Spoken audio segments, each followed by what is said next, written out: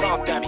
Look, bitch, I'm dumb. Look, man, shut your stupid ass up, man. Give me, man, look, pass the weed, man, give me the gun. I'ma show you. Look, bitch, I'm dumb. You know, yeah. Fucking law. I'm a real nigga, street nigga. What the fuck you mean? Pussy nigga want smoke the roll. And say we back with another video. Hold on, see. I want the Ben say this shit, say, bro.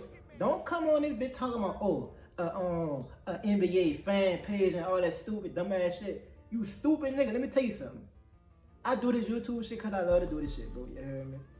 Say, don't come on here with all that stupid shit. Nigga don't want to hear all that pussy ass shit, brother. You hear me? And I ain't gonna say this. Hey, stop doing that pussy ass shit. You hear me? But anyways, as we proceed, you feel me? Say gang, you hear me? To the real spirit gang members that really rock out with gang. You hear me? It's that simple. But rock out to the real NBA story. You hear me? Documentary. You hear me? It's just that simple, son. Say, if you new to the channel, come rock out. You hear me? Gang, you already know it's popping. Let's get it and go. Real spirit gang shit, man. Let's go. In this particular place, it was hard. It was hard for real. We didn't really have much now.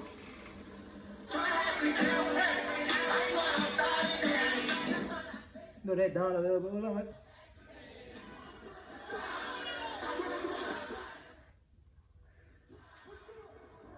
Beat the cave. Alright, there we go. There we go. There we go. Hey, that song in the background sounded like Control was born on October 20th, 1999 in Baton Rouge, Louisiana. He referred to Baton Rouge as a rare place with a different culture, atmosphere, and crooked police.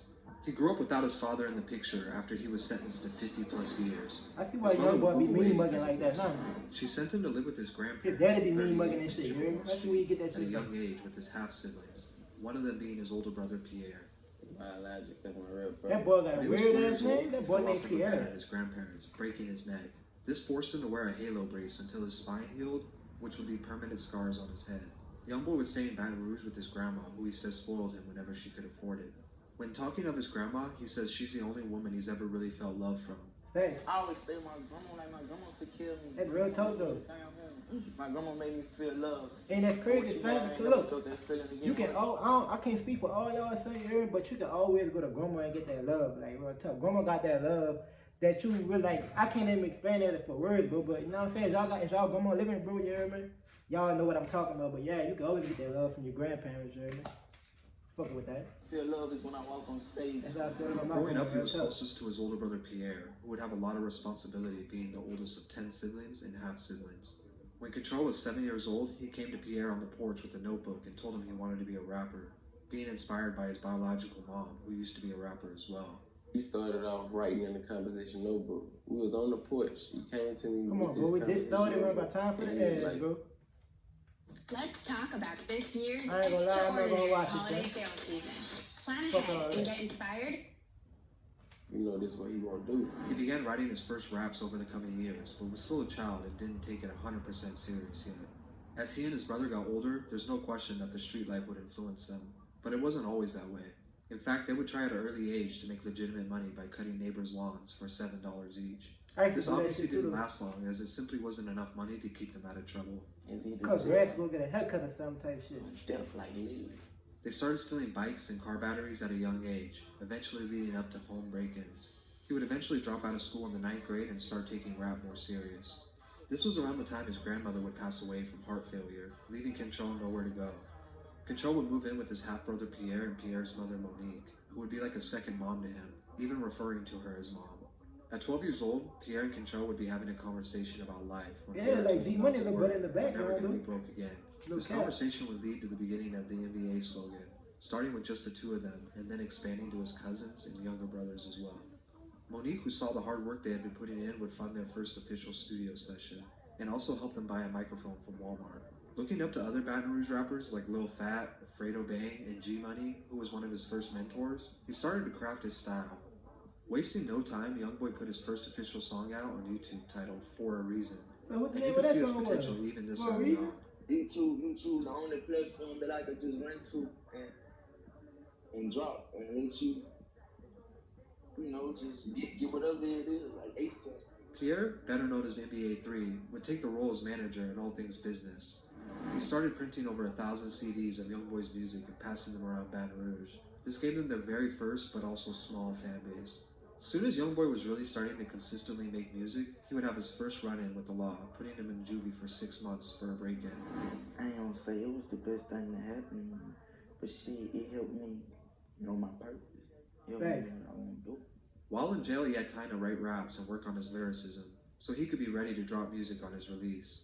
While 3 is promoting the music and doing the groundwork, Youngboy would be released from juvie and drop his first ever mixtape titled Before the Fame. I gotta hear that, bitch. I ain't never heard that Before before. Fame was really everything. That was like, it was the breaking point of the whole NBA career, like never broke again itself. When it came to work ethic, he looked up to rappers like Jeezy and liked how he was known for dropping back-to-back mixtapes. He knew he wanted to do something similar by flooding the streets with music. He spent the next year dropping mixtapes and trying to build a buzz outside his local area of Baton Rouge. Dropping Mind of a Menace 1, then 2, and later, Before I Go. By now he's gained enough credits to start catching the attention of mainstream artists and a much wider variety of fans, reaching outside his home state. Kevin Gates and Boozy would be some of the first major artists to hop on a song with him and give him his first cosign. Gates told me to keep working. Boosie, he just told me to show me some things. As well as Meek Mill, who is said to have been one of the first people to discover him and give him the name Youngboy early on. In October 2016, he dropped his breakthrough mixtape 38 Baby, which should really be considered an album for how well put together it was. The tracklist included one of his breakthrough songs, 38 Baby, son. which would later earn him his first gold. I ain't gonna lie, son. That's when I first got on that boy, on that tape, and I used to be bumping that bit like, you know what I mean? And nigga be like, man, who you listening to? Nigga like, that boy trash. I'm like, that young boy, y'all be all, you know what I mean? Then like, that was in 2016. And when the brother came out of jail, everybody would listen to that boy. That shit was crazy though. But that tape right there was fire though. That should have been an album. With the success of this tape, and a little buzz off some rap beefs, it would put his name into a whole new audience of people, gaining him a ton of new fans. Although he was only 17 at the time, his music sounded like it was coming from someone much older because of how raw, spiritual, and emotional it was, which we can trace back to his very real childhood.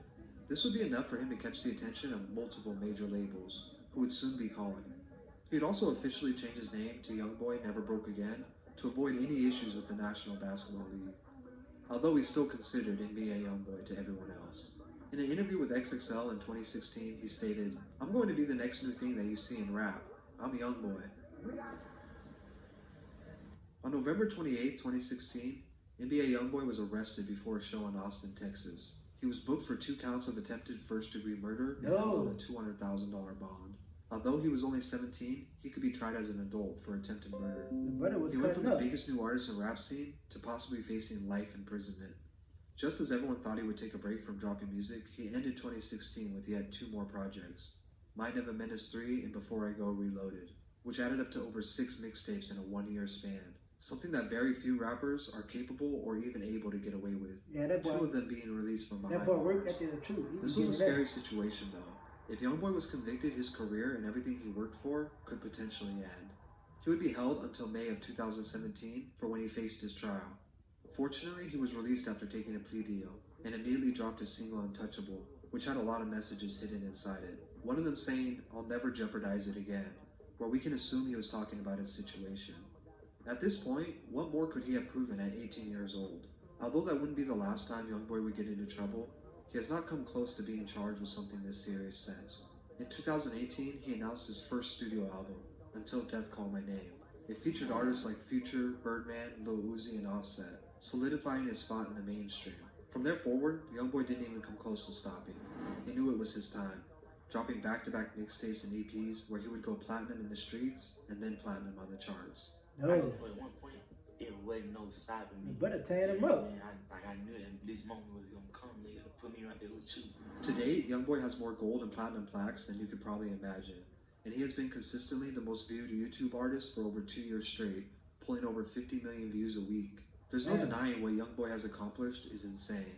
All of this happened while spending a majority of his career either locked up or on house arrest, showing us nothing is impossible, even at a young age, but it wasn't easy.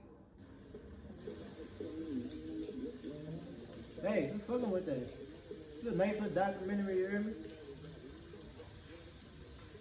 Y'all let me know what y'all think about it in the comment section, you hear me? How y'all, do y'all, you know what I'm saying, y'all agree with everything in the documentary? Y'all think he left some shit out there? But I fuck with it, you hear me? It was a nice little, you know what I'm saying? But y'all new to the channel, man, come rock out, you feel me? Gang, you already know what's poppin', man. Let's get it, let's go. Real spit gang shit. I bought a Honda and it came from Hong Kong. Test up on my body, don't make me catch a body. I told my nigga we'll be cool, don't shoot the party. 100 goons with me.